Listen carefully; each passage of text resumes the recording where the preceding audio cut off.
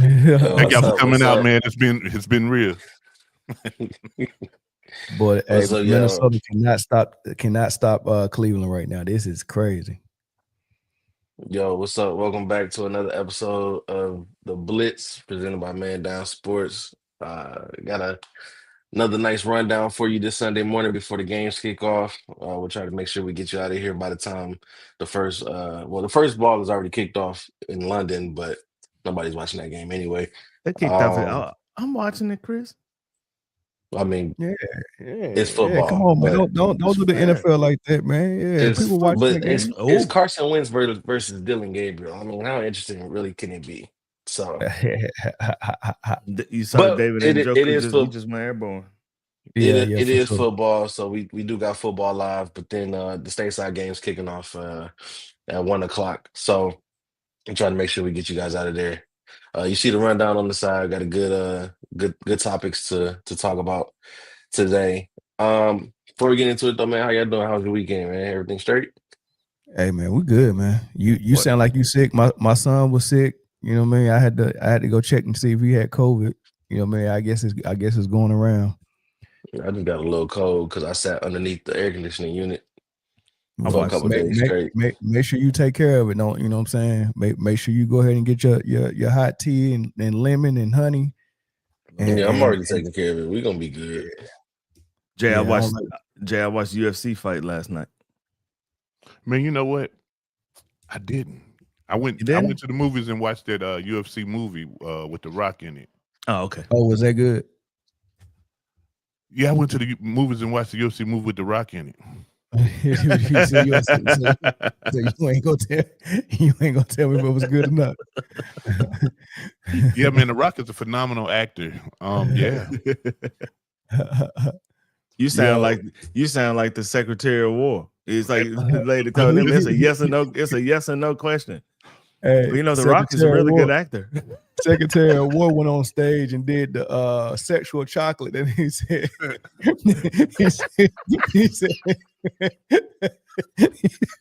was Donald J. Trump. Was he said, no more beardos. Wow. Gotta love it. Yo, man. Wow. This is crazy. That was a decent movie that you watch at the house, man. Okay, all right. One of them. So you should have just went and saw him then. Nah, I should have. They went for it on fourth down and got it. Hey, they go. Hey, look like Dylan Steve Young got there, dog. Yeah, it looked like Quinshon Judkins is Steve Young. Hey, but why they couldn't do it when Flacco was out there though?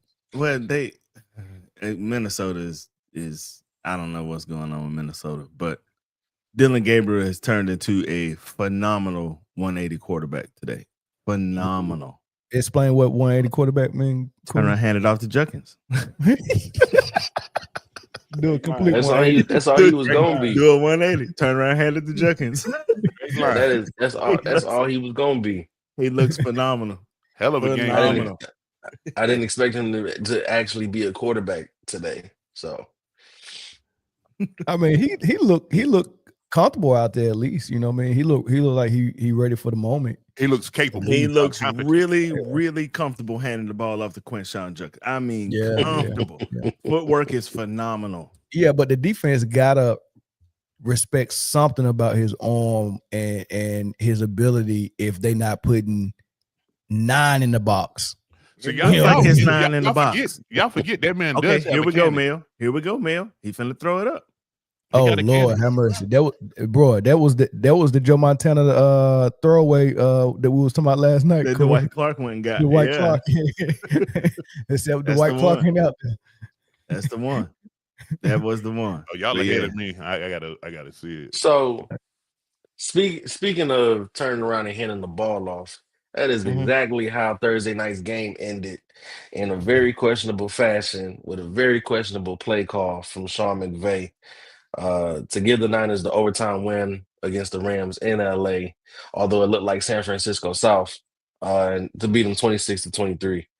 Yeah. It was a shootout. He threaded the needle down, Mel. Mm-hmm. He put It that was a thing in there. shootout. I was a little disappointed in Matt Stafford. I wanted him to pull it off. And if I was Sean McVay, 4th and 1, you got an okay running back, but they was expecting that call. What sometimes I like when you have a quarterback that's not that mobile, like when Peyton Manning do a bootleg and sneak out for 3 or 4 yards. That's what I would have expected them to call instead of just saying, man, we got a better O-line than y'all's and a better running back. We can get this yard. I mean, that's not the case. It was the right decision. It was the wrong play call. It was definitely the wrong play call. But what I'm surprised at is that when they stacked the box the way that they stacked it, that a quarterback like Matthew Stafford didn't change the play. Yes. That's what surprised me. Yeah. Like if they lined up, San Francisco lined up with like 11 in the box. They left the receivers. They were like, they finna run the ball. Like, why wouldn't Stafford change out of the play? I don't understand. They saw that look twice. They saw that look before, then they called timeout. And I think Sean McVay, the trust that the relationship that him and Stafford have, I think there was a lot of trust involved in that, where Matthews just let the play call be the play call, because maybe Sean saw something that he felt like that play would expose. So maybe that's why Matthew Stafford didn't check out of it. But when they came out of the timeout and the box was still loaded and they still came out in jumbo, I was like, maybe it's a play action, No, that's not why he didn't check out of it. I'm gonna give you a real stat of why Matt Stafford didn't check out of it. Okay. There was one play ran for negative yards all game Thursday, and it was that play. They hadn't got stopped behind the line of scrimmage the whole game. Yeah. So at this point you have success. Take your shot. Well, we've been successful all night. Why not do it again? But you, with the game on the line, you don't want to make that call, in my opinion. A bootleg would have been cool, I suppose, Mel, but yeah. Stafford's arm kept you in the game the whole night. It brought you back into the game, in fact. Sure did. So you got Puka, you got Devontae, you got Tutu. So a quick little crossing route. Had a tight end, a rub route. Anything. There's so many ways the schema got open for a yard. You know what I mean? Yeah, I agree. And as creative as McVay is, I think he tried. I think he overthought it. Oh man, they're gonna expect me to do this, so I may as well do this. Dude, no, they showed you they expecting you to run the ball to the right there to the B gap. Yeah, and what you gonna say? Nope, B gap it is. You know what I'm saying? And it's like the what kind of proves your point is that they shot the B gap because they knew where it was going. You know what I'm saying? I mean, 3 people almost got through that gap. Yeah, they shot one gap, so it is what it is. And it's cool. Hey, Njoku acting like they just won the Super Bowl. Motherfucker over there partying. So look at it. Aside from he's still partying. He's still that gotta be. And it ain't the first touchdown in his career. I promise you that. It might be the first one this year. It might. Look at him. He tripping. Aside from that last play call though, what did you guys see from both teams? That's an old school divisional, just rough house football game. I particularly like watching it. I thought that it looked like San Francisco was going to win it pretty easily. Matthew Stafford, like you said, came back and turned into Matthew Stafford and started throwing absolute darts to people. And, it had an opportunity to win it and just couldn't do it, Chris. I hate to be this guy. The Rams are really good, not as good as everybody think. I hate to be this guy. San Francisco might have a controversy brewing. Ain't lying because Mac Jones look good, boy. They might have it. I tell you what, if you can get the same thing from Mac that you can get from Brock, and Brock already think he that dude, and his agent already think he that dude, did they already pay Brock? They just paid him. They paid Brock this offseason. They paid Brock this offseason. Well, So you got to go with you got to kind of go with it, which is it takes away the controversy. Yeah, no controversy. You're right. None at all. Backup But came there in was and did what he was supposed to do. There was reports that they wanted Mac Jones, but ownership wanted Trey. Purdy. Oh, Trey Lance. Yeah, I think Mac probably would have fit way better when they first grabbed him. But I mean, they thought he was gonna fit really good in New England. I mean, they thought that Bill Belichick had his next guy. He had a little bit of poise with him, and it was some things that kind of reminded you of Tom. But people forgot that Belichick is a defensive coach. He is, man. He can't make a quarterback. Like no. Tom was just Tom. Yeah, but that's what Josh McDaniels was supposed to be for. Meanwhile, 20 years later, he's still the OC. Like, how did Josh McDaniels get his position again? Where he pop up at? Denver? Like, where he come from? He left New England, went to Denver, and went back. But what makes him a quarterback guru? I never heard him taking those snaps. Where he come from? It's not. I don't think he's considered to be a quarterback guru. He's just supposedly a really good offensive coordinator. But then we found out that he was just really good at stealing the other team's plays. Yeah. Yes, sure. Very good. Really good at it. Very good. Elite. McDaniel is the one. McDaniel's the one that took Tim Tebow in the first round. That was MAGA motivated.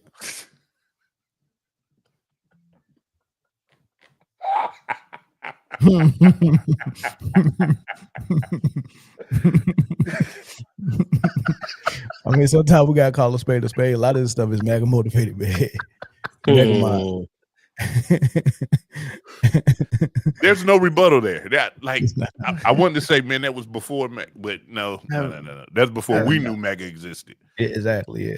Yeah. Nah, good call. Sharp eye. So, I want to ask y'all: are the Niners finding ways to win, or are the teams that they're going against finding ways to lose? No, I mean, you gotta give it to the Niners. They the common denominator. Yeah, exactly. I mean, agree. And Mac Jones probably would have won that game against Jacksonville. Because it was a Brock Purdy fumble, wasn't it? He did fumble. He did fumble. He threw an interception, then they scored. Then I mean, he threw an interception. They got the ball back. Then he fumbled. I know they got buyer's remorse. Brock ain't. I mean, we always knew Brock wasn't who they, thought he was. Portrayed him to be. Yeah, but he got him in a headlock because they got a team built around him that if we lose the QB, then all this other stuff we paid for is a waste. Like Bosa and all this defense and Shanahan and CMC. When is Brandon Ayuk coming back? They don't know. Scheduling next week. Really? Yep. He said at the beginning at the end of training camp, they're looking for a week 6 return. Yeah. So I knew this guy that drafted him in fantasy and just set him in IR. But whenever he's ready to go, huh? Yeah. This team that they built around Brock Purdy is not even able to be played right now. He's down 3 receivers. He's down himself. And you see how Myles Garrett chased him? Yeah, I did. My bad. Go ahead, Chris. He's down, basically his whole receiver core. And I kind of figured, once Brock Purdy was actually hit with some adversity, that we would see the real Brock Purdy. I think he was just put in a very good situation, but seeing now that the team is just disintegrating around him, and then now he can't stay healthy. Well, it's Chris, kind of showing like. Go ahead. Your crossing route king was Deebo Samuel, and that's what Brock Purdy does excellent. Is throws crossing routes. He's really good on timing routes coming across the middle. But you let Deebo go, and now you don't have Ayuk. But Persall can do that. But he's hurt too. He just came back. But he wasn't. Yeah, he wasn't supposed to be hurt. Him and Jennings, like their receiving core when healthy is okay. You like you a Pearsall fan? No. I'm not a fan of any of them. But I'm just saying they're good. You know what I mean? They're serviceable. Right. They got their long guy. They got their intermediate guy. They got their utility guy. And that's all you really need in a good receiving core. But tight end's been out. You lost Bosa for the year. Like they the Walking Dead over there. But they're 4-1. I was gonna say, but they still surviving. So when this team is healthy and rolling on all cylinders, I don't care who you got back there at quarterback. It seems that they're gonna be okay. Who'd have thought if I'd have told you, man, 8 people on the 49ers would be hurt by week 5. And none of them was CMC. Now y'all to put all y'all money that CMC was gonna be one of the 8. Oh yeah, for sure. Maybe 2 of the 8. He'll be like CMC twice. He'll get hurt week 1, he come back week 4 and get hurt again. It's still early in the season though, Jay. He gonna get hurt. Dang, man. It's a possibility. I'm just saying, but it's not gonna be anything like catastrophic. Yeah, it's just gonna be like his calf is strained again. He'll be out for 3 weeks. But now you see the success of Mac Jones, right? And this kind of brings up a question. You know, when Brock is healthy, do you go back to Brock or do you stick with what's working until it doesn't? Because Mac Jones is 3-0 right now in relief efforts. So and got the number 1 in the division. You go back to Brock, and you know what you got in Mac Jones in case Brock starts sneaking it up or he gets hurt. That toe's gonna be nagging the whole year. He's gonna probably have to. He might have should have went the Burrow route and just went ahead and had the surgery. So I don't think the question is 5-year, $265 million. Oh yeah. Well, go back to Brock Purdy. So yeah. So the question is not if you go back to Brock Purdy. The question is, do you let him rest that toe as long as possible, as long as Mac is winning? Yeah, not. That's what you do. You right. But then there's a threshold that if he does too much winning, you might not be able to go back to Brock. You know, according let's not forget who the 49ers are. Let's not forget who they are. They've been in this situation before, and they wasn't quite like that with Montana and Young. Yes, it was. Their elbow injury. Not quite. Montana was out for the season though. No. Montana could come back in the playoffs. They just said we sticking with him, and then they traded him to Kansas City. Sure enough. Yeah. Okay. Remember the Cowboys did the same thing with Romo? No, they did it with Troy Aikman. They tried to. But they sat Troy Aikman with one of them concussions. They sat him for a while, but Troy came back the next year and he was knocking it out the box. And dude stunk it up in that daggone playoff game against Detroit. That was the only Detroit Barry Sanders playoff win they had, I think. Yeah. Mm-hmm. And who was the quarterback? Kramer. They had him looking like Troy Aikman. I was getting him mixed up with Troy Aikman. Kramer was looking so good. Mm-hmm. Yeah, I mean, you know, there comes a you're absolutely right, Mel. There comes a point where if you let Brock Purdy's toe get fully healthy, and let's say the 49ers are sitting at like 8-1, right? Yeah, that's tough. How can you sit him down? That's tough. Yeah, you can see him in that big contract, both to New Orleans, and then you reset the market. You reset. You pay Mac Jones way less, and you reset your market, and you rebuild around Mac Jones. You get what I'm saying? That's how you do a quick rebuild without losing. That's how you do it. If you won't, if your heart ain't in it and you ain't in love with a dude for whatever reason, like, you know, the only way you should be in love with somebody is that he done gave you a couple of Super Bowls. You know what I'm saying? I understand being in love with Tom Brady or Peyton Manning or something like that, but being in love with Brock got him one. He ain't. They ain't win it. He got him one. That's the next best thing to winning it. Trent Dilfer won one. So no. Trent Dilfer was on the team that won. Trent Dilfer won. Well, I can say Brock was on the team that got to the Super Bowl. Yeah, Trent Dilfer, the ultimate 180 quarterback, brother. Yeah. All right, God. Moving on. So, last week Thursday night, Tyreek Hill suffered a very, very gruesome knee injury that they ended up coming out saying was a dislocated knee, along with torn ligaments in the same knee, ruling him out for the season.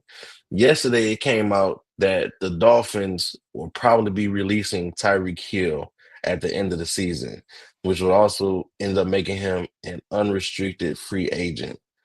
Um, my question to you guys is, one, do you think that this is something that he can come back from, seeing how gruesome and how bad the injury was?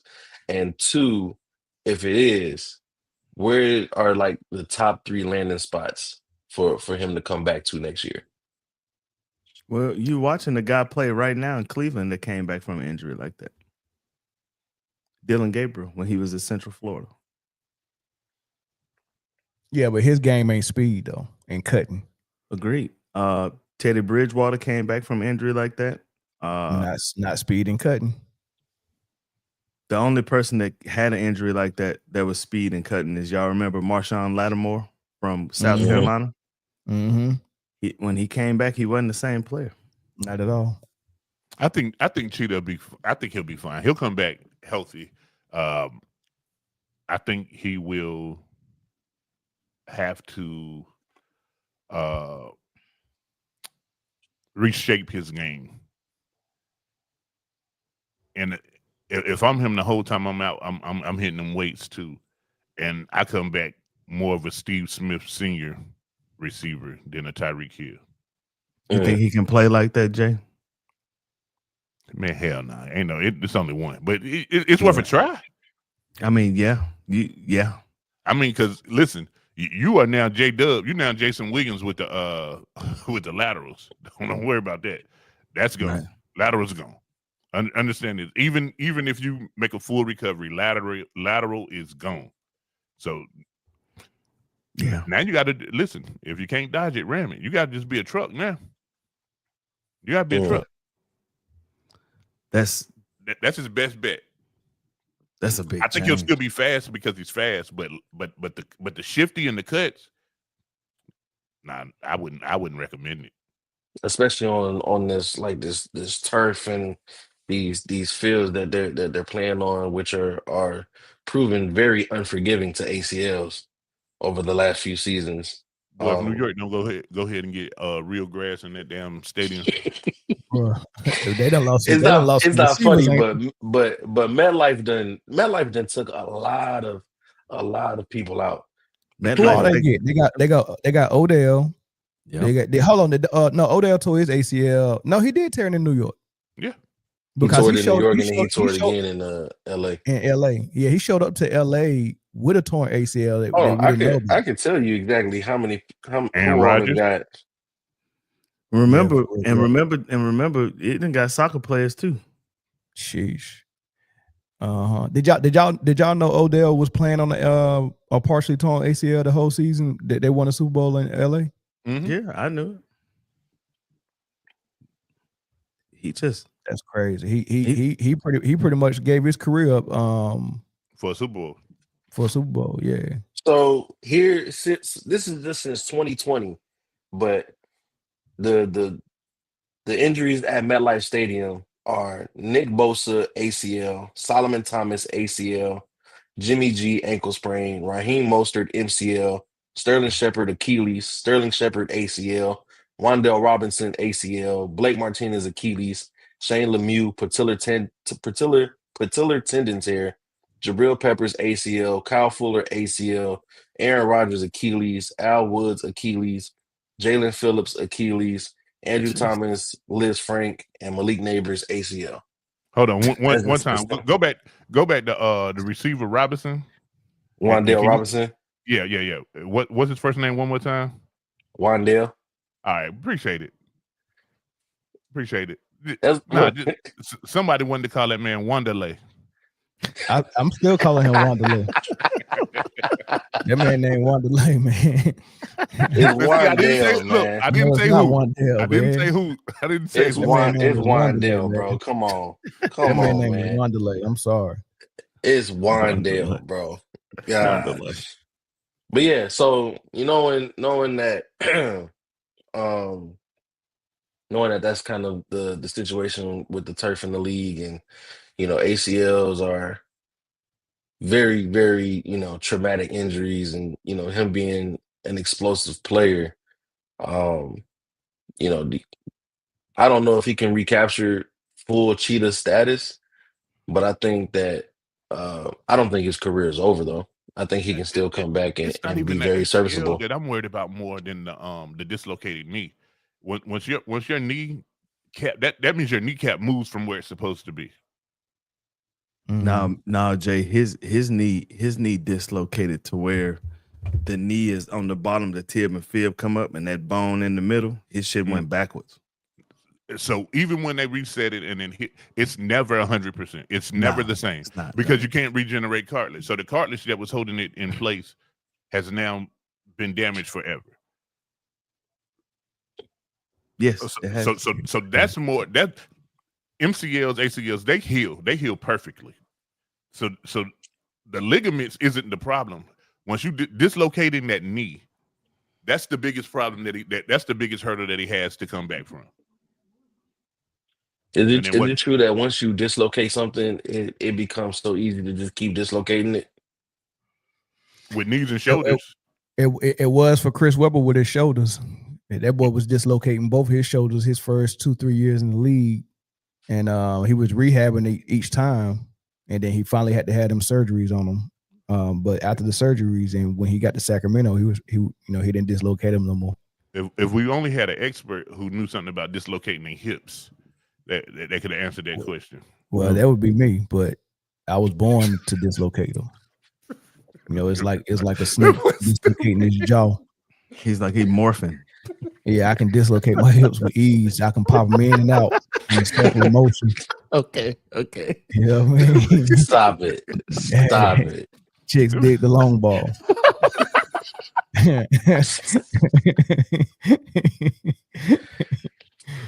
Anyway, that motherfucker like coffee, boy. Anyway. The second part of that question though, what are some spots that he could possibly land at when he does come back? Kansas City. I knew it. And you know what? So and I thought about it too. Yeah. I was like, man, Kansas City gonna be calling. They like, yeah, just come on home. Come on home, baby. Come on Only home. for a sympathy tour though. Like listen, there's nobody else. We didn't want him to leave. We just wasn't gonna give him that bread that he wanted. Yeah. Well, this man just threw a screen pass at the back of the running back head. Hey, Dylan Gabriel just hand it off to him. It's easier. He's like, you're supposed to have this ball. I mean, don't clown him too much. This all the freedom that Tom Brady had his first season, and they won the Super Bowl. So look, man, y'all don't remember him in Oregon. Dylan Gabriel's okay, bro. He wasn't terrible. He was not terrible at Oregon at all. He is really. He's really good at handing that ball off. He is excellent at handing off.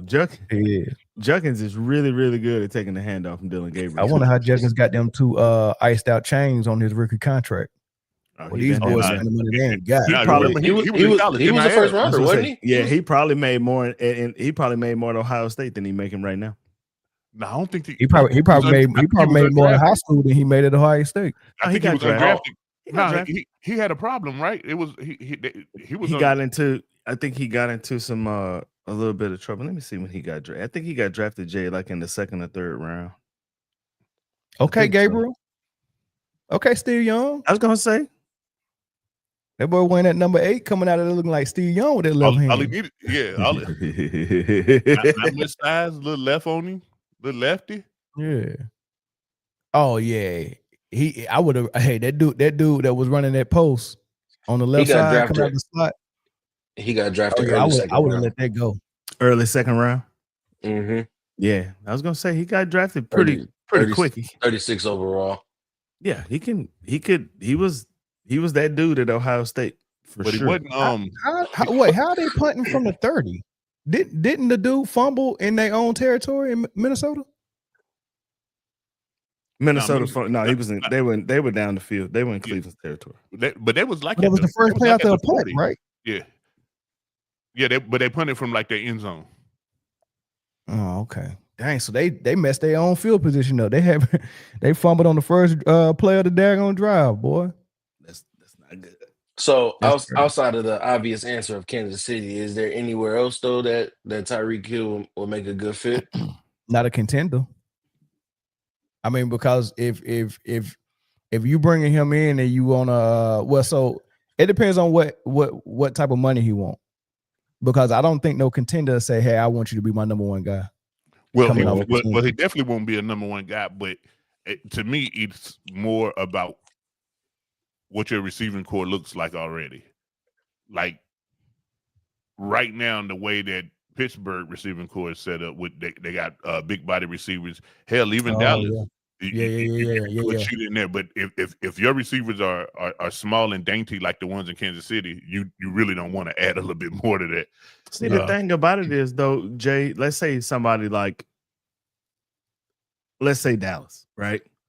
If I want Tyreek Hill before the knee injury. I got two big receivers. Well, if you want to call CeeDee Lamb a big receiver, but I need a speedy slot guy that'll offset my guys on the outside. And I don't know if Tyreek Hill will be able to do that anymore. Well, he definitely has to play slot. Yes, he has to.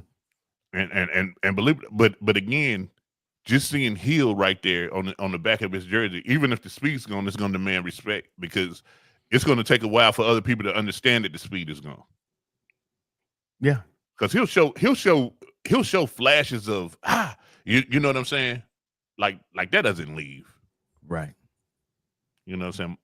I just hope he can get back healthy. That's going to, and the thing about it is that even if you do sign him in the offseason, you have to understand that you're not going to get him back to like week 10. I think he'll be ready. I think it was early. I think it was early enough. He can come back. He'll be ready week 1. You think so? Yeah. At the latest, week 4. They're calling it 9 months. At the latest, he'll start the season on IR and be ready by week 5. At the latest. Oh, I mean, it's an ACL, right? That was one of the tendons that tore in there. Yeah, ACL ligaments. Yeah, week 5. That would give him right at a year, right? Mm-hmm. Yeah, just about, yeah. So worst case scenario, best case scenario 9 months, worst case scenario a year. And he'll still suit up next season as long as somebody gives him a contract. And I was actually, Corey, thinking about Dallas. Just as long as, they can work out and he can go on a discount, but that would give y'all a certified wide receiver trio for sure. You better off signing T.O. No matter what, it's a discount. He's not getting the money that he's getting now. How many years does he have left on that contract in Miami? Is this it? They said that he'll be an unrestricted free agent. Now next year is his last year. But the last year contracts aren't guaranteed and this, that, and the third. So it kind of worked out for Miami. Also, if anybody's wondering, we won that trade. Who'd y'all get out of it? What we get out of it? A pick? Several picks that turned to be George Karlaftis, Trent McDuffie, and it was one more dude on defense. Oh yeah, y'all lost the trade. Yeah, y'all lost the trade. We lost the trade. Yeah. Dude, we got 2 Super Bowls out of it. No, yeah. Y'all would have got that if y'all just released them. Y'all didn't need them dudes for them. No, we definitely needed those dudes. Those dudes that were draft picks that we drafted. We had to rebuild our whole defense. Remember that first Super Bowl that we went to, our defense was ass.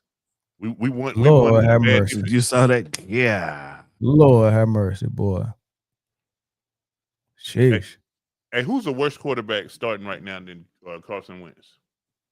He looked pretty good on that throw. Look, he said Dylan Gabriel.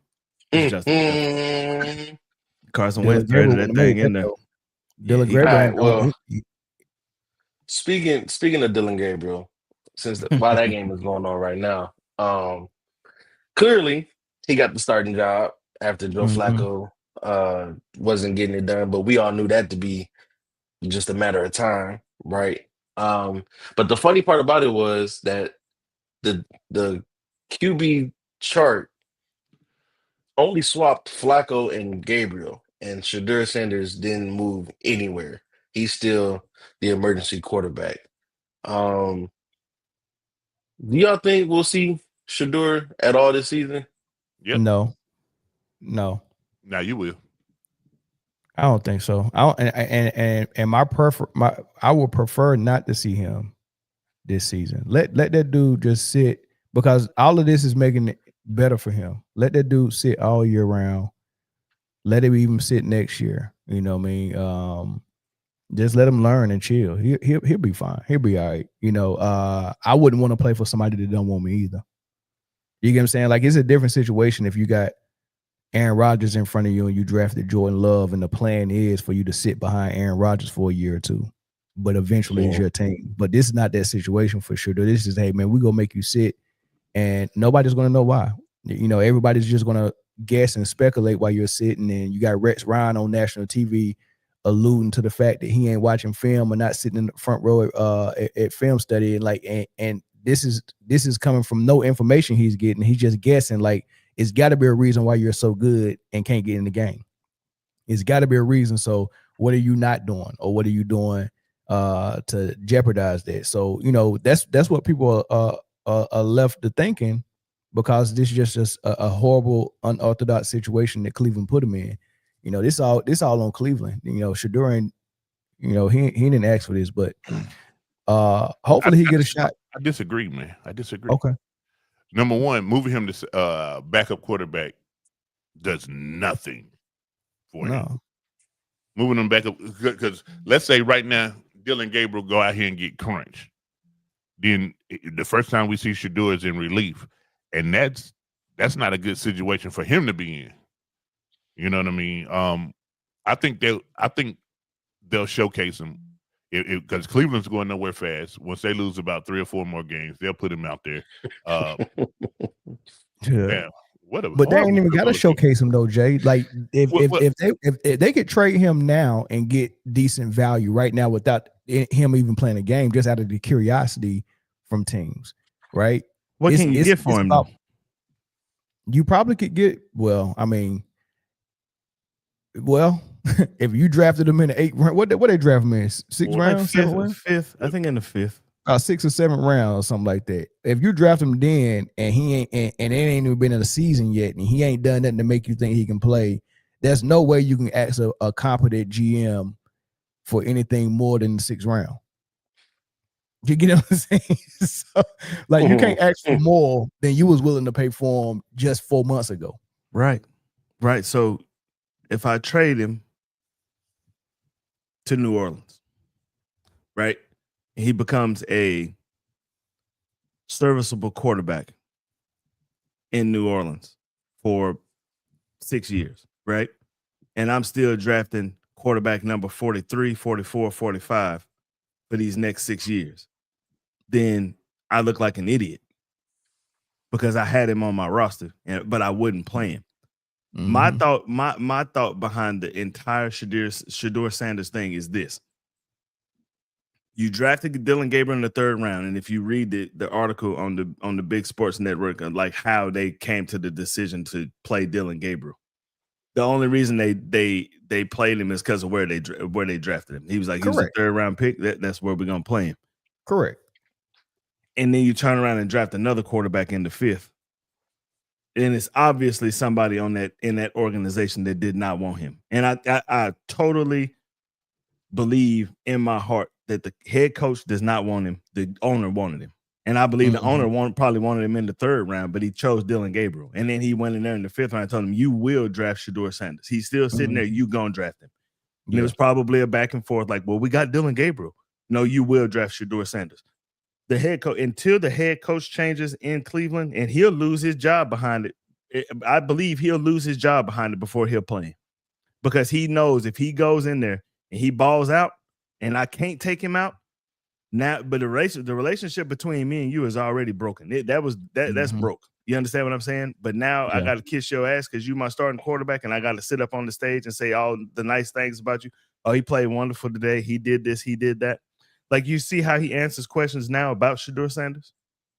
I never even paid attention. I've never heard Stefanski speak. I just don't want to listen. He the fact that he keeps his job year in and year out baffles me. Yeah, wild. Kevin Stefanski and Arby's. I don't know who keeping them in business. No idea. Arby's and Kevin. Well, the curly Mel. fries are good at Arby's, but Mel, yeah.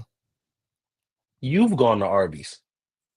And dog, I like the beef and cheddars, and I like the curly fries, but it ain't enough for me. You Now, keep it's Arby's in nostalgic. business. It's nostalgia Not as- for me. not- That yeah, I was my say- oldest sister's first job. I used to tear them beef and cheddars up every night. Yeah, that was my brother's first job, and I probably eat at Arby's right now maybe once every 6 to 8 weeks. Hey, I Yo, might I don't go know what get it some is, Arby's. man, but beef and cheddar just don't sound good. Like, I need you to stop saying unless beef and cheddar. unless they on some comfortably. Tim's beef and broccoli or something like that. Hey, but look, listen. So, this reminds me of the situation that got Doc Rivers fired in L.A. with the Clippers. Steve Ballmer come in his first year as the owner. He wants to draft Michael Porter Jr. so bad. Doc Rivers was like, no. And when Denver put them out of the playoffs, I think Michael Porter Jr.'s second year in the league, and he was a big reason why Denver beat them. Steve Ballmer was so pissed off he fired Doc Rivers. So, like Corey said, this situation with if it is the case that the owner wanted Shedeur, the head coach didn't. Shedeur is in the building.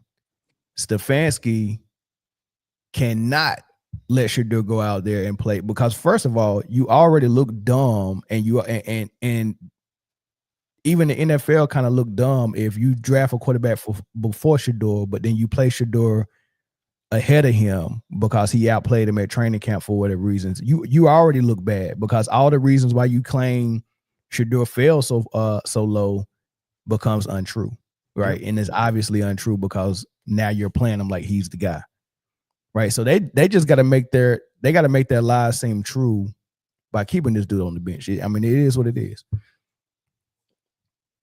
You can't play him. You can't put him as the backup quarterback either because Dillon Gabriel, if he gets hurt, right, and you push Shedeur in, and you're like, damn, this offense all of a sudden took off. Then what do you do with your third round pick next year? Well, you trade him. You know what I'm saying? What do you do? Yeah. And the only team that something similar to this happened to was in Washington with Robert Griffin Jr. and Kirk Cousins. Mm-hmm. Correct. Oh. And you see what happened. The coach got fired and both players left. And then you left with nothing. That was a terrible situation, by the way. Terrible. How do you even I don't know. I want to go down the rabbit hole real quick with you guys and play 6 degrees. Do y'all think that Shedeur isn't in New Orleans right now because they're waiting for Arch Manning, and New Orleans is probably kicking themselves right now because they're seeing that Arch Manning isn't what they thought he was going to be. What the hell are you waiting on Arch Manning for? Shout out to my Gators. That was hard to watch yesterday. Jeez. But it to be honest, it really wasn't Arch Manning. It was the Texas defense. And damn DJ Lagway woke up. Dude, I said to myself, where the F is this kid every other week? Like, I know I see him back there. I see the jersey. I see his head. I see his helmet. But where he be? I've been telling people Lagway was a stone cold killer here playing high school football here in Texas. He played at Willis High School down by Houston. He was a stone cold killer, and he just hadn't showed up. But I've been saying all week long, because I talk college football at work all the time. I said, if that dude wakes up, and this would be the game to wake up in, if he wake up in this game, Texas is in trouble. And I'd be damned if he didn't wake up. Now let's see if he doesn't go back to sleep for the rest of the season. Jeez Louise. If he stays close to this, like Florida's got a really good football team. Man, listen, the LSU game, that man threw 5 picks. Yes. 5. Yep. And as a coach, man, we never get to 5. Boy. That boy was throwing that wham in a circle, wasn't he? Wow. We never get to Give 5. me that. Once you get to 3, man, you over here with me. Yeah, you gotta come sit down. Yeah. We'll put you back in next week, but I don't care if I got to throw a running back out there. Hey, somebody go get 15. Somebody go get number 2. Yeah, you will not be having a chance to throw that 4th and 5th pick. And if you get the 4, 5 is never happening. I don't care if it's 1 second left on the 5. At no level. If we're in the NFL and I got 15 with me, he throw 4, 5 ain't happening. Right. Hey man, it's not your day, Brody. It's just not. Yeah, Man, go ahead and sit it down. Yeah, man. We live to fight another day. Because at 4, you already lost the game. The game's over. True. But they still had a chance to beat.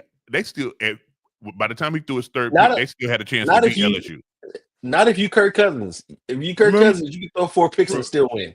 Didn't Russ throw 5 picks in the NFC Championship game and they still won? Maybe. He might have. I know for sure. Legion of Boom was different. It was. Yeah, I know for sure. A couple years ago, Kirk Cousins was down by almost 30 to Indy, threw 4 picks in that game, and then threw 4 touchdowns and 400 plus yards, and they He won. threw the 4 picks in the first half and the 4 touchdowns in the second half. Yeah. He went to the locker room and dropped Michael Jordan's secret stuff. Yeah. So 4 picks don't mean you out if you Kirk Cousins. But I don't like how this Shedeur situation is getting handled. I hate to see him kind of, for lack of a better term, kind of rotting on the bench. You just kind of wasting his potential. But Listen, he's gonna play. He's too popular and he sells way too many jerseys for Cleveland not to play him this year. Russ threw 4 picks in the 2015 NFC Championship game against the Green Bay Packers, and the Seahawks won in overtime. But if Let we, Russ like cook. Mel said, if we do see Shedeur, it's gonna be, when the season is pretty much lost, there's nothing really to play for. So you're throwing him out there in effectively garbage time, right? I don't want to see Shedeur in that. That's And what that's you're gonna just- see him that's- in, though, Chris. Hey, real quick, who did y'all pick for this game? I picked Minnesota. Oh, I picked Minnesota. I gotta go double check. I don't even know. I picked Minnesota, and I don't know why, because I forgot Carson Wentz was the quarterback. Yeah, but because Dylan Gabriel was starting. Yeah, probably why. No, I picked Cleveland. I did. I picked Cleveland.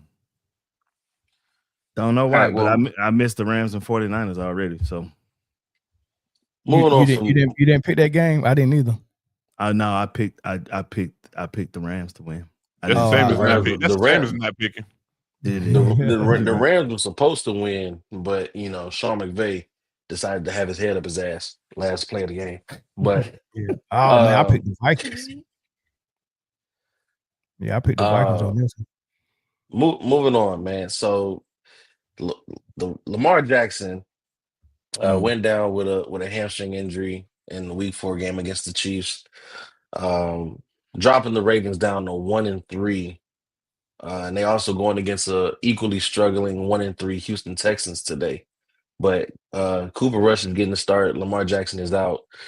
As you can see on the graphic, the Ravens are 4-10 when Jackson is not playing. When Jackson doesn't start. Can the Ravens survive? Do they have enough to survive? Already being down 1-3, being at the bottom of the division. Is it too much to ask for them to stay afloat in Lamar's absence? Nah, I mean that's what backup's supposed to do. Come in and give you 2 weeks and keep your head above water, especially when you bring in an all-world running back like Derrick Henry. So the reason why the Ravens aren't working right now is because their run game is supposed to be a big piece of what they do to set everything up, and Derrick Henry is a big piece of their run game. With him fumbling in 2 big games that led to them losing those games, they done lost trust in Derrick Henry and giving him the ball. So he got the ball a little bit less last game. Justice Hill was running all over the place. But they need Derrick Henry to be King Henry And to be King Henry, he got to stop fumbling, right? And once that happened and they get their run game back on, I think everything else will start clicking for them. But right now, they can't trust Derrick Henry. If And anybody, they'll win today, and they'll be fine. if anybody They also got a lot of hits on defense. They just lost. Matabike is out for the season. is he out Their for the interior, season? they said he's out for the season. Their interior D lineman, who is a pretty significant piece. Roquan Smith also is not playing today, and I think Van Noy still might be out as well. So they're banged up on defense as well. I don't know. I mean, I want to say that on paper, still currently they can beat the Texans, but seeing the product that the Ravens have been putting on the field lately, I'm not entirely sure. Well, that defense is the real problem. That's gonna be harder to fix, but they got a lot of injuries too. But I think it's easy to fix that run game. Listen, guys, they should have beat Buffalo. Correct. And Derrick Henry fumbled away from going down there and tying it up with Detroit. All right, they should have beat both of those teams. Yeah, they're not as bad as people think they are. Correct. Playing against the Chiefs, that's an outlier, mostly because they never really do well against Kansas City. Like it just is what it is. So,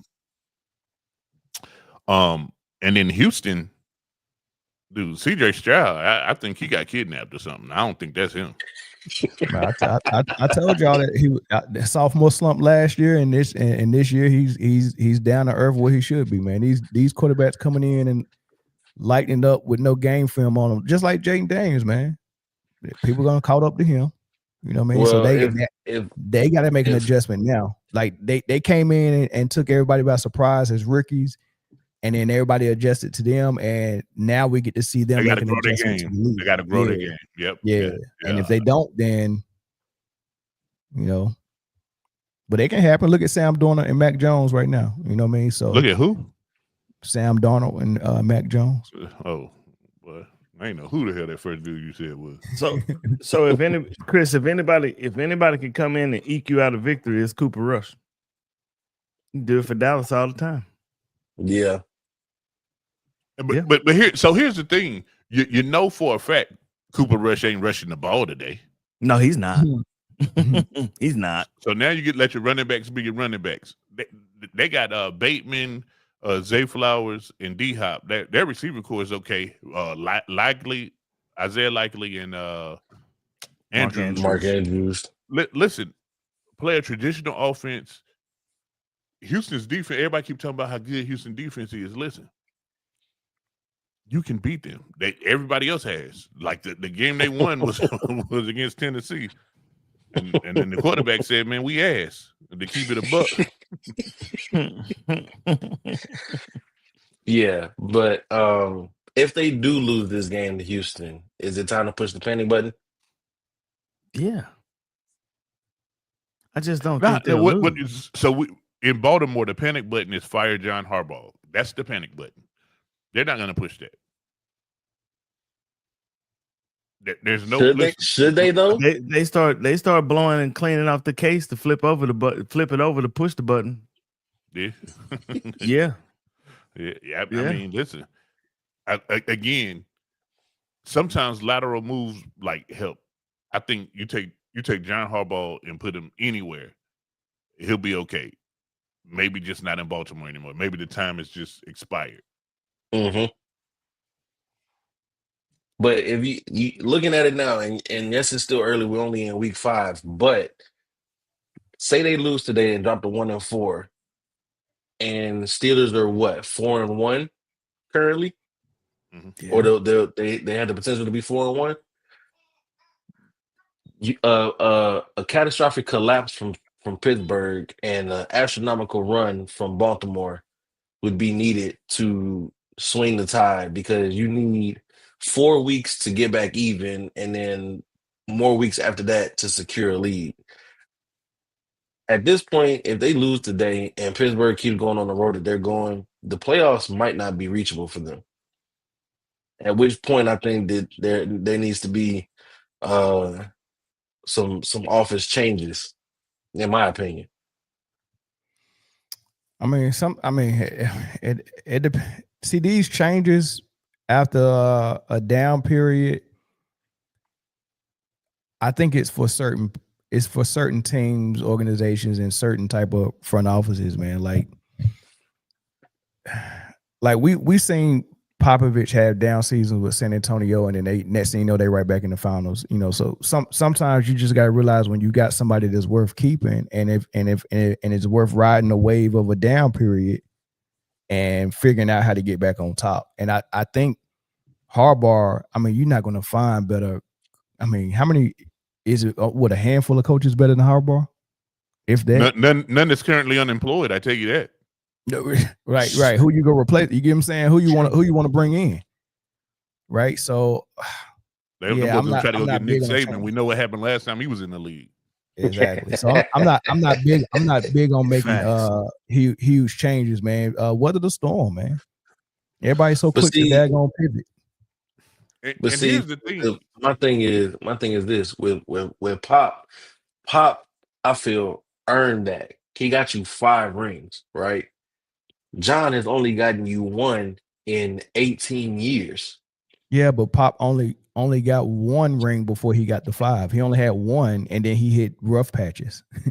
Like he didn't come in and get 5 rings in 1 season. He definitely didn't get 5 in 5 seasons. That's also not true, though. It's not true. Okay, he came in.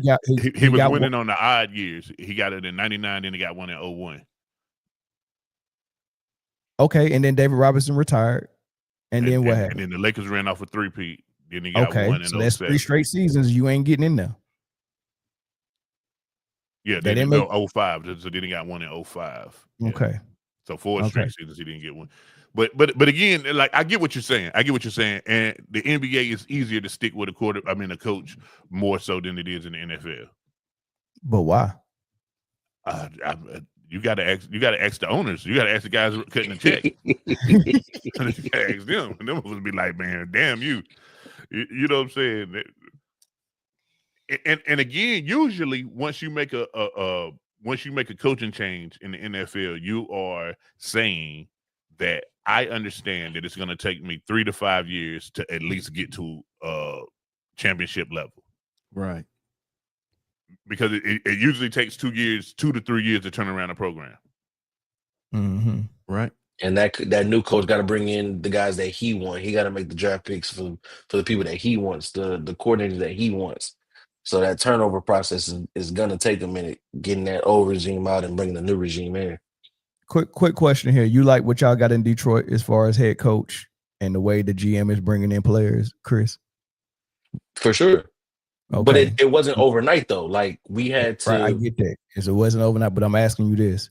How many seasons of whatever the Ravens look like this season, how many times do you need to see that to make a whole change from Dan Campbell and shift everything?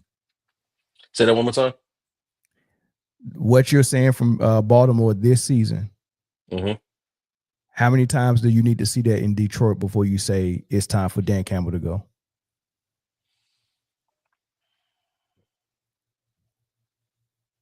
That's a good question. Honestly, I think it's different. Before I answer that, I think it's different for Baltimore because Baltimore, although they have been by definition winning, he can't get to the ultimate goal. Like, he always ends up getting stopped short. And I guess the same can kind of be said for Detroit as well, although Detroit has been actively progressing, but it's only been 5 years and then only 3 years of playoff success, or 2 years of playoff success, right? So there's still a bit of a longer leash because this is something that's still being built, right? But this has been John Harbaugh and Baltimore for the last decade.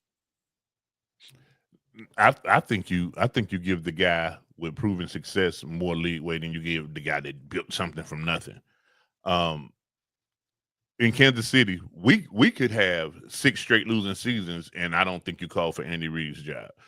Well, because of his age, you probably do. You just like, does he still have what it takes to get it done? Da da da da da da. But like, dude, remember the year before he got here, you was 2-14. Don't ever fucking forget. You know what I'm saying?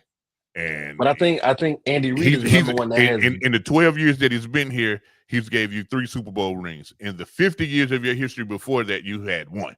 Like, so, you know, so sometimes, again, with Harbaugh, remember, Baltimore is really the Cleveland Browns. You know what I'm saying? There is no success in Baltimore without Harbaugh. The ceiling is the roof. It's both of them, and the floor is the ceiling too. Like he is the history of Baltimore success. Like that team was in Cleveland, bro, and they wasn't shit. And in fact, not only do you not let him go, in fact, cut the check. Yeah, give him some more money. Extend it, man. And tell him, man, look, whoever you want in college, we can get. We'll get you whoever you want. We'll bring your brother in here to be the defensive coordinator if you want it. Listen, people forget, man, this dude was a special teams coordinator all the way to a head coach, man. Like, so the NFL's Eric Spoelstra. Yeah, for sure. I mean, he was the equipment guy. He was in that washing jerseys. Now he the GM, and that, well, almost a GM. We know Rouse is running that. But yeah, man. I mean, Harbaugh, he all right with me, man.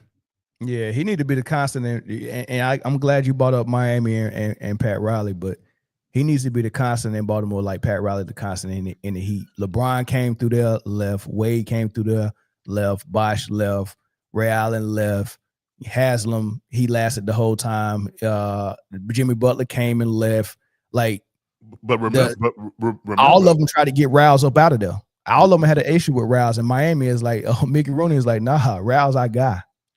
Remember with Harbaugh, he had to pivot from Joe Flacco. He had to pivot from a Super Bowl winning quarterback. He had to pivot, and they had a couple down years. Defense for Ray Lewis. Yeah, he had to pivot a couple different times. So the one thing that we know about Harbaugh is that even right now in a down season, in a down situation, even in a down season, in a down situation, I'm not saying it's time to move on from Lamar, but maybe it's time to reshuffle and give Lamar a different set of help, some different.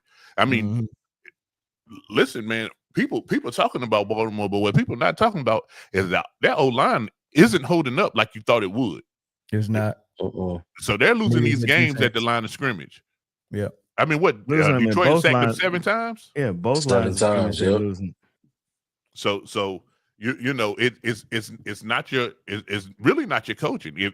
If the guys on the front line ain't holding up, offensive and defensively, you won't win many games. Now Lamar is taking that in spite of and putting them in positions to win games that they have no business in. So even though it just hasn't materialized right now, I tell you what, they also a victim of their schedule. If their first 5 games was against Cleveland, the Jets, the Saints, and whoever Giants, else. Cincinnati. Yeah, they'd be 5-0. Facts. And wouldn't nobody even and they'd still have the same problems, but wouldn't nobody be talking about the issues in Baltimore? Because they'd be 5-0. Because they'd be 5-0. Yep. So is it safe that we can call this a one-off season? So, like, I mean, they got work injury. To do. Yeah, I'm not injuries calling it and yeah. They have work to do. It's not over. You know what I'm saying? The problem with Kansas City, them boys went to 3 straight Super Bowls and didn't address the problems that they had. It took losing that 3rd Super Bowl for them to say, "Hey, we got work we need to do." And sometimes winning hides the problems that needs to be addressed. This guy Very look familiar. I don't know who this is. Ghetto see the Don. I don't know. I thought it was my dog Terrell at first. It do kind of look like real, don't it? Look like it do look like real. It also looked like Minnesota about to get a touchdown to end this game. I hope so, because you picked them. How many timeouts? They got one timeout, 54 seconds left.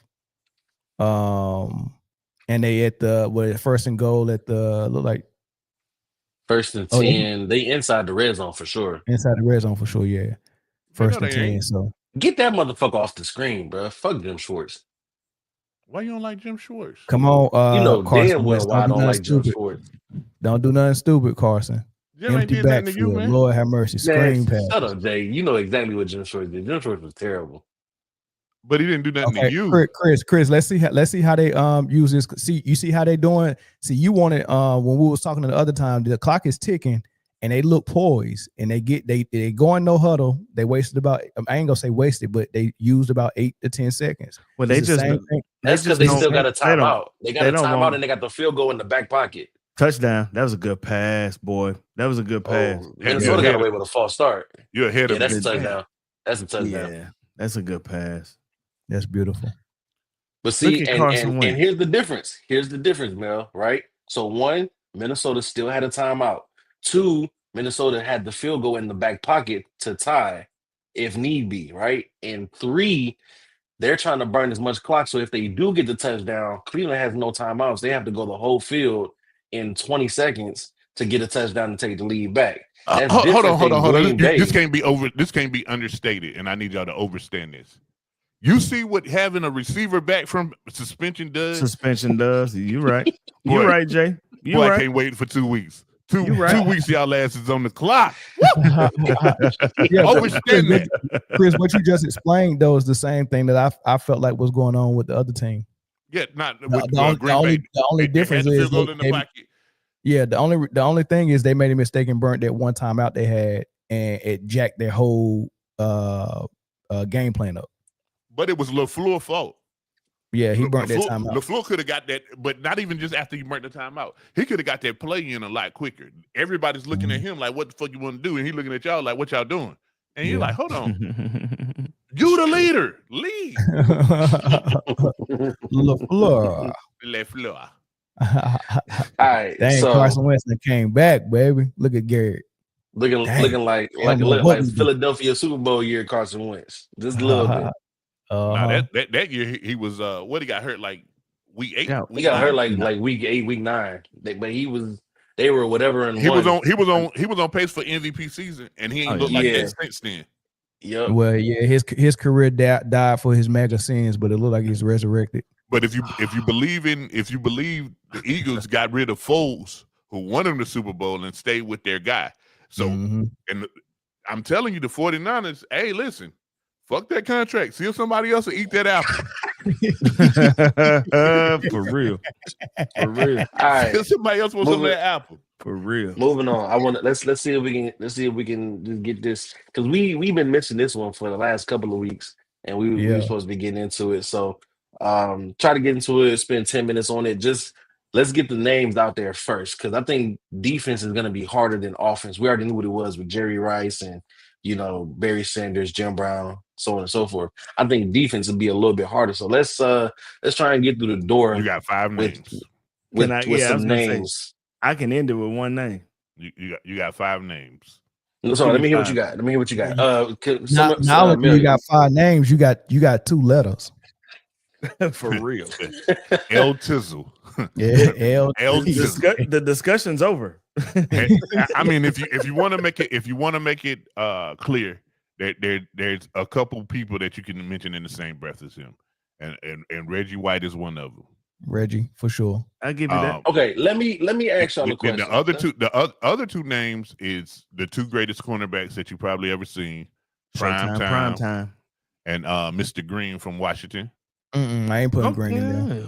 Man, that man stayed a corner for 40 years, bro. Yeah, he did. He didn't even have to switch to safety.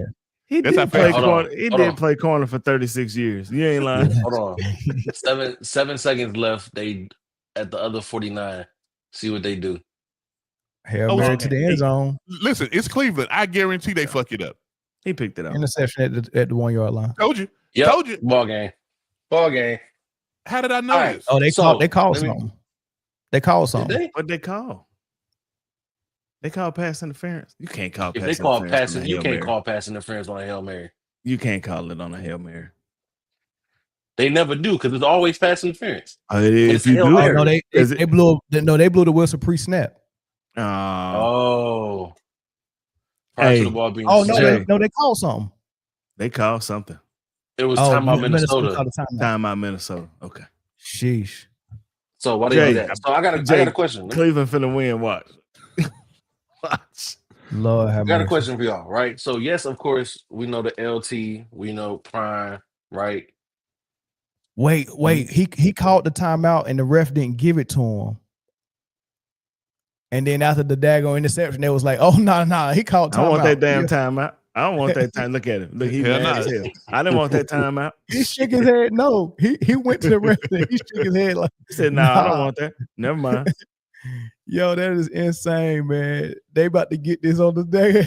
Watch on that, the man. record. Watch him catch this. Hold Hail on. Mary. Hold Watch on. him catch this. Hold on. Watch him catch this. They better not put nobody on the line. Oh, Yo, they that blitz is the shit out of his insane. ass. Oh, they look at stepping up you. too much. Call that They timeout. stepping up too much. They stepping up too much. Why did they do that? That was so stupid. No, that was he didn't get out of bounds enough. That was so stupid. Why would you Yeah, run that a was play? trash. All right. Dylan Gabriel for you. Anyway, go ahead. let me ask you a question, right? So we know about LT, know about Prime. Can we start putting Aaron Donald in the conversation? Sure. Yeah. He was a beast. Yes. Absolutely. You put him in the conversation, but He's not gonna last long, but he could be in there. You can also put Derek Thomas in the conversation. Yeah, you can put Bruce Smith in there. Yeah, that, I mean, you can put him there. You can put Myles Garrett. There's a lot of people you can throw in there. Right. But when it comes to LT, JJ Watt. It ain't a good gonna one to stack throw up in there against LT, man. Like I would have to hear, like, I can't make the argument for it because my mind is already made up. Someone's gonna have to make the argument for another guy over LT as it comes to being a pass rusher, right? And that comes from edge, that comes from the down lineman, and it also comes from any other position that rush the quarterback, right? LT is also we would be remiss if we didn't say Ray Lewis too. But again, put him in there, yeah. But I mean, let's do it this way, like we did the offense, Chris. We broke it down in different categories. So what would be the defensive categories? You want to do linemen, linebackers, and secondary? Sure. Well, all right. it's hard to do. It's hard to do defensive linemen. It's hard to do defensive linemen because that includes your defensive ends. Mm-hmm. And there's a whole. That's two separate categories. Then you want to make it two separate. You want to do tackles and ends. Yeah. So look at it this way. Interior linemen, like how many good interior linemen can you name right off the bat? Warren Sapp, Reggie White. You got your Reggie White. You got your Bruce ADs. Smith. Bruce Smith was edge though. He played a little bit of both. He was kind of like a hybrid. Like, would you put JJ Watt as an end? Yeah, he got more success off of the end. I believe so. Yeah. Interior to me is Warren Sapp. That's interior. Warren Sapp. Chris Jones is an interior defensive lineman. Aaron Donald was technically interior as well too. Yeah, exactly. Correct. Aaron Donald was an interior defensive lineman. Was Reggie White considered to be an interior defensive lineman? Nah, edge. Yeah. Nah, Reggie White was. I thought Reggie played defensive tackle, right? Michael Strahan played defensive tackle. But of everybody that we named right now, there's nobody, in my opinion, better than Reggie White. Probably not. Okay. He's I would have Reggie right up so there I would put backers and DEs together. All right. So what about the outside linebacker, middle linebacker? I mean, because what LT did and what Ray Lewis did was pretty different.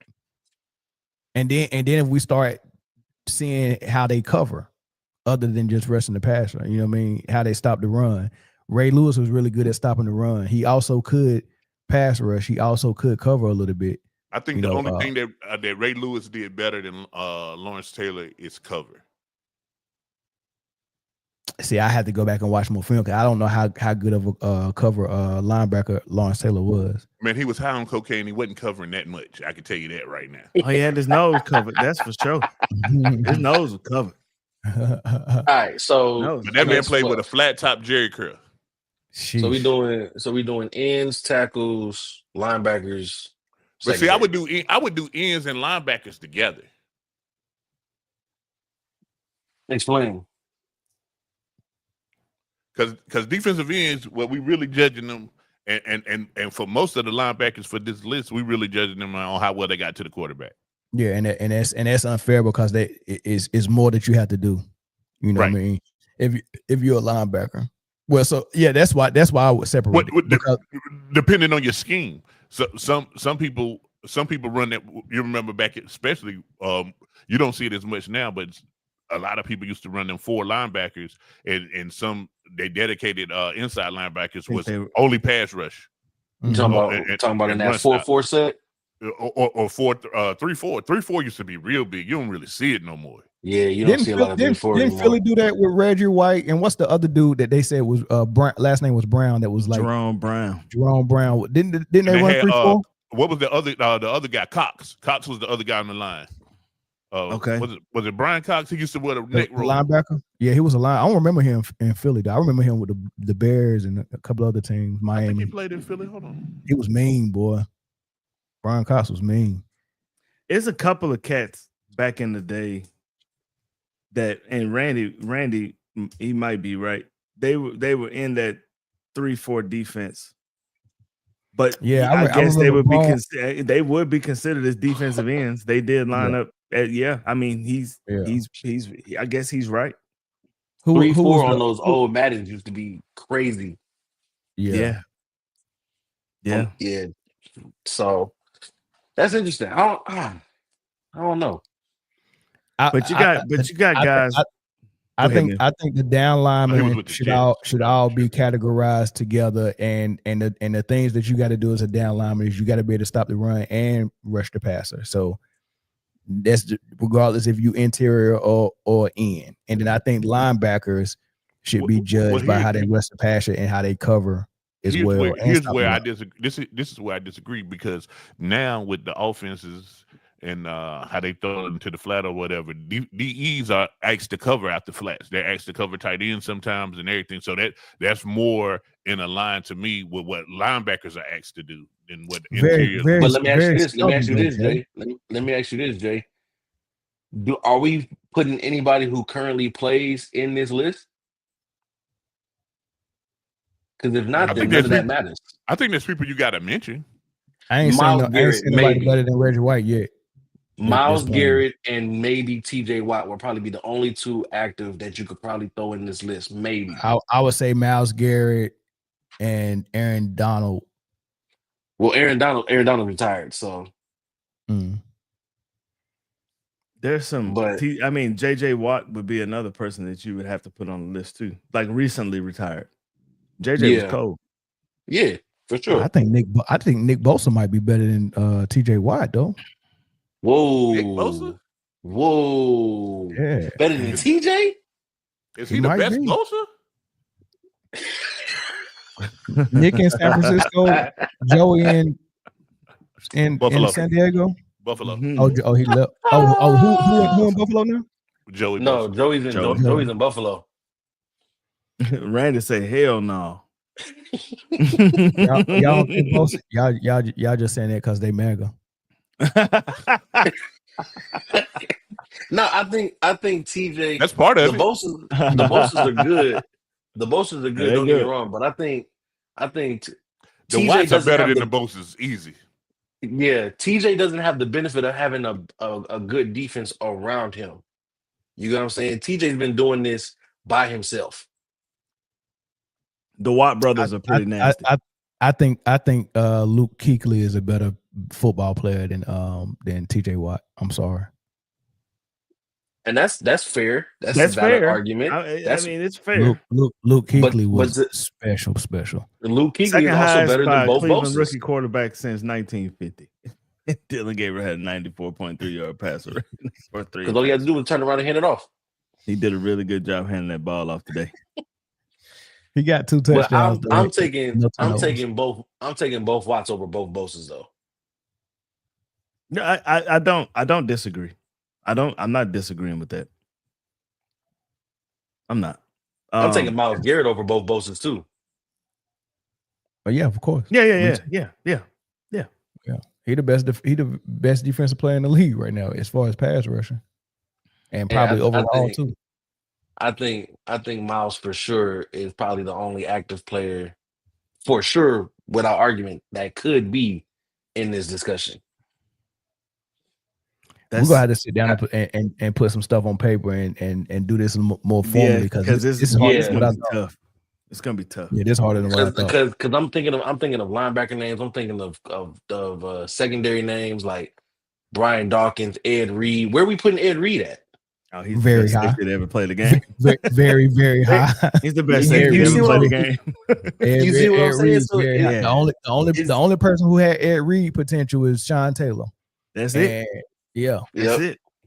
And then where we putting Troy Polamalu at? You know what I'm saying? As Ed Reed. And not as high as Ed Reed. Not as high as Ed Reed, but he's up there. So like this is he was razzle dazzle though, man. He was breaking off from what they was really doing. It was all instinct and all that stuff, man. I like that, man. But listen, he was head and shoulders above everybody for a minute. You get what I did? You see what I did there? You see what I did there? You see what I did there? Hey, he would have drove New England crazy because if you think you about to sniff something out pre-snap and just do your own thing and we about to live with that. Nah, not in New England, dog. You can't do that in New England. You got to run exactly the way we said to run the play in the scheme. Yeah, all this cheating and watching the film that we done, and you ain't gonna do exactly how I said it. No, he played off the top of the dome a lot. Agreed, but but they allowed him to do that in Pittsburgh. They allowed him to run around and just be a wild man. I feel like it's the same as giving Steph the style. I feel like it's the same as giving Steph the permanent green light because it worked so well for so long. He did it so well. Why not let him do it? You get what I'm saying? Yeah. I don't know. Conversation gonna get intense, but I'm glad we finally able to open the door. We've been missing this topic for the last couple of weeks. The door is open. You're right. That's it. It's a lot harder than what I thought it would be. You're just sitting here talking about it. Yeah. Real quick though, before we close out, are y'all putting JJ McCarthy back in Minnesota, or y'all keeping Carson out there? I think that one is a lot easier situation to gauge than it is in San Francisco. A lot. I think you have a veteran who has led a team before. I think you give him a chance to see what's going on. JJ's still young. JJ's still trying to figure it out. It might not be ready. They threw him in there because they wanted him to be the guy. He might not be ready yet. You know what I'm saying? Yeah. Carson Wentz, you got JJ. I mean, you got Justin Jefferson. You got your guy back from suspension, right? So now you got a full receiving core again. Yeah. And the defense is still doing great things. So if you're winning, I think you kind of let Carson Wentz go with it. Let JJ watch. I think so until he told you otherwise. Okay. I like what I saw from him today. I think it's a less volatile situation than Mac Jones and Brock Purdy. Mac Jones paid Brock Purdy, but Mac Jones is taking over. Yeah, but you paid Brock Purdy. You got Carson Wentz on a vet deal, and you got JJ on a rookie deal. So you're not really losing anything by letting one play more than the other. Agreed. I see where you're going with this. I agree. But if you let Mac Jones continue to play and your $256 million quarterback not play, that's a bigger issue here. I think Jay has had the best scenario for San Francisco. If your quarterback, being Mac Jones, continues to play, you can do a rebuild right now by trading him for some picks to a team like New Orleans. Facts. True. But would they get out their own way and make that move? No, because John Lynch loves him. But So that'd if be the biggest hurdle. anything, you just made Mac Jones some money. Yeah, he gonna get himself one more contract at least. At least he'll get one more.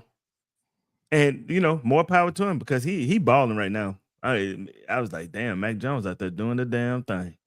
Yeah, I was impressed, honestly.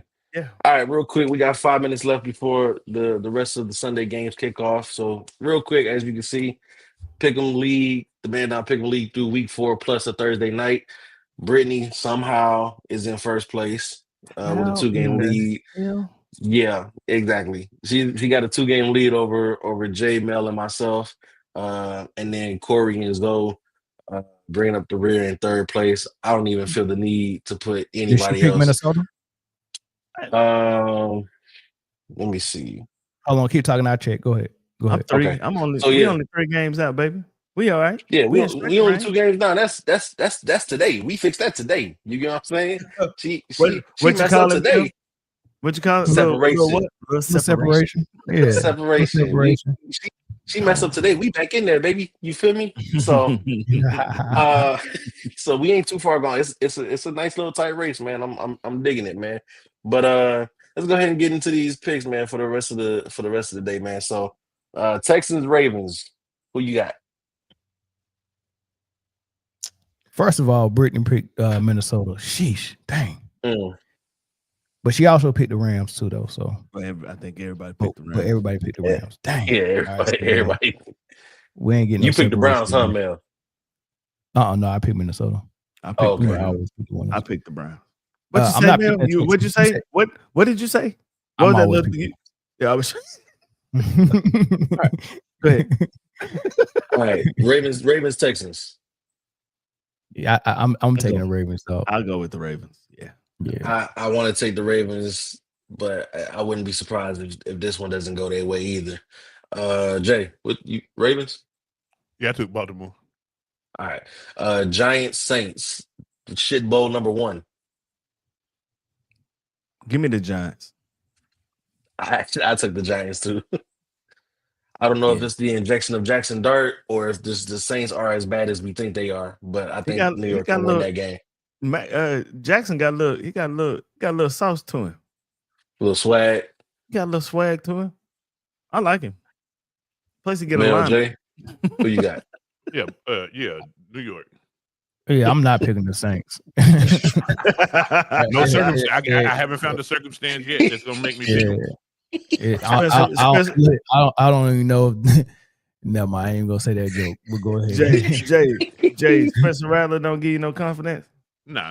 I got more confidence in the Spencer's the store at the mall or a snake rattler that got hit by a truck. One or the other. Okay. Do y'all got a Spencer's in your mall? Yeah, we don't even have them all. I got a Spencer's. Y'all just wear all right. boots in Texas. Y'all ain't got no mall. We ain't got no malls no more. All right, Eagles, Broncos. I'm taking the Eagles. Yeah, I took the Eagles in that one. Shit bowl number 2, Cowboys, Jets. Hold on, I don't appreciate that. First of all, give me the boys. Give me the boys. I'm a Cowboys fan now. Give me the boys. I took the Cowboys as well. Give me Rain Dakota. Yeah, Dallas. How about them Cowboys? Yeah. All right, Raiders, Colts. How about them Cowboys? Raiders, I'm never taking the Raiders. Yeah, give me Indiana Jones. Colts are. Oh. Even if the Colts is on the road, they could beat the Raiders. Yeah, they can beat the Raiders. I hope Jesse have a good game though. That's a tough one. Give me Indiana Jones. I'm taking the Colts. Yeah, I think this might be the Raiders' week. Indiana Jones. Take them. Take the Raiders. I don't know who I took on my pick 'em. So, but right now I'm rethinking it. But come back. I skip me on that one. All right, shit bowl number 3. Shit bowl number 3. Dolphins, Panthers. Dolphins. I took the Panthers on this one. Oh, good pick. Good pick, Chris. Good pick. I like it. Yeah, I took the Panthers on that one. Great pick. Buccaneers, Seahawks up in Seattle. Oh, both teams 3-1. I took the Seahawks. Let me see. I took the picked. Bucks. I took the Bucks. I took the Bucks against Philly too. So They almost did it. They almost did. Let me see who I picked. I picked the Bucks. All right. Shit ball number 4. Titans, Cardinals. Cardinals. The only way I pick the Saints is if they play the Titans.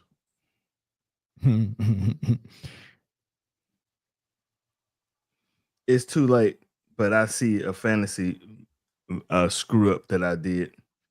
I started